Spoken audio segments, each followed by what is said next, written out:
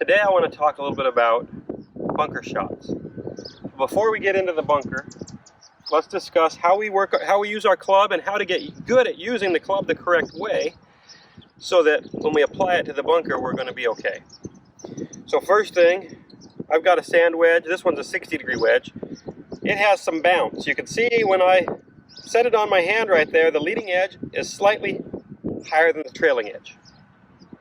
That allows the trailing edge to hit the ground and keep me from digging.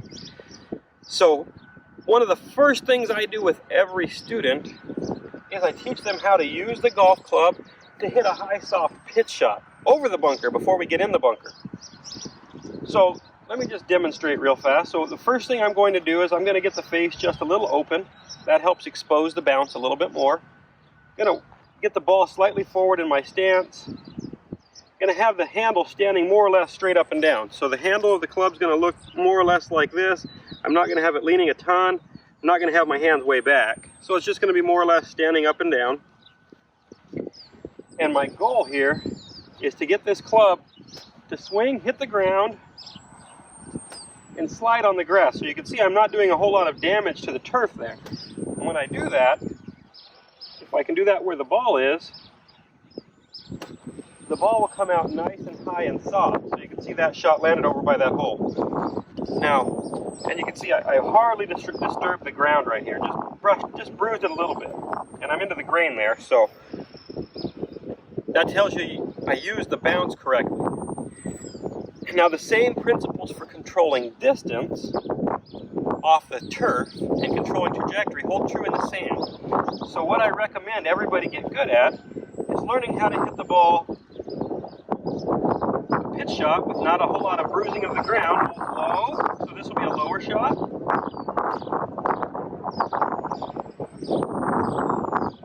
And high, this will be a higher shot.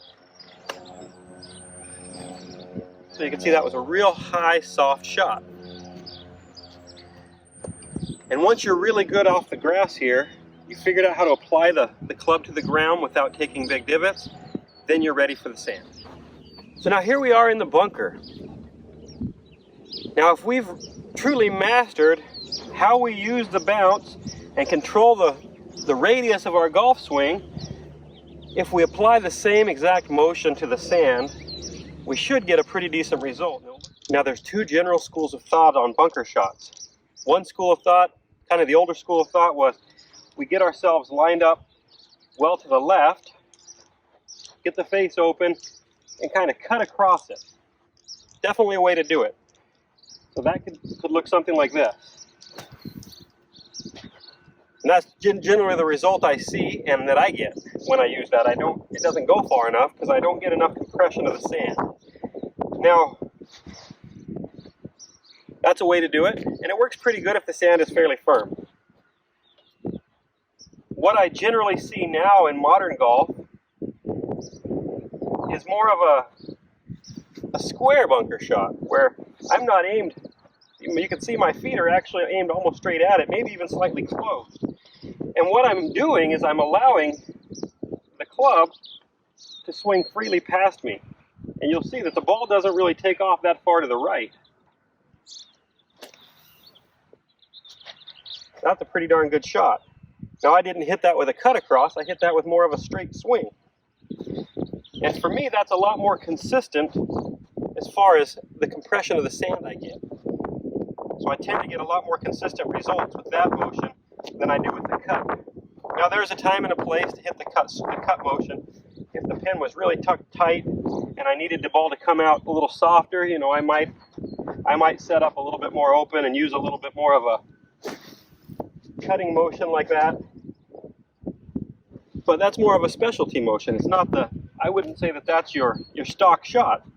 For most of these shots, I'm going to hit it out of a lot more square stance, feeling the club swinging in a normal arc, somewhat like that. It just seems to be a lot easier. I often hear teachers talk about how far from the ball you actually need to hit.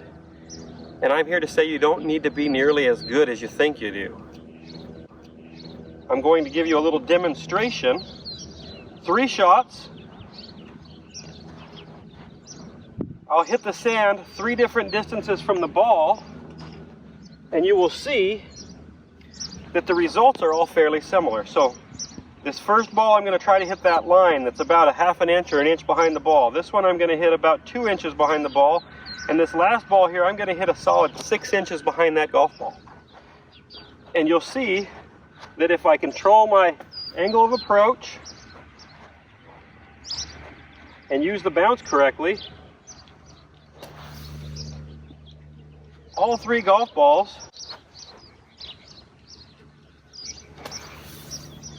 will end up reasonably close together. That one went a little right, but exactly the same distance. Now I'm going to hit way behind this one. So it came out a little bit lower, a little less spin, and rolled out to the same exact place. And I hit 8 inches behind that ball. So it's not that important where we strike. What's important is the technique. You need to understand how to use the golf club.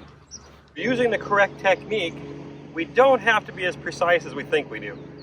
It gives us plenty of margin for error, and we'll hit plenty of good shots. So try this out. Really work hard on getting your swing to have a consistent radius on the grass. Once you've been able to accomplish that, get in the bunker and see how it works.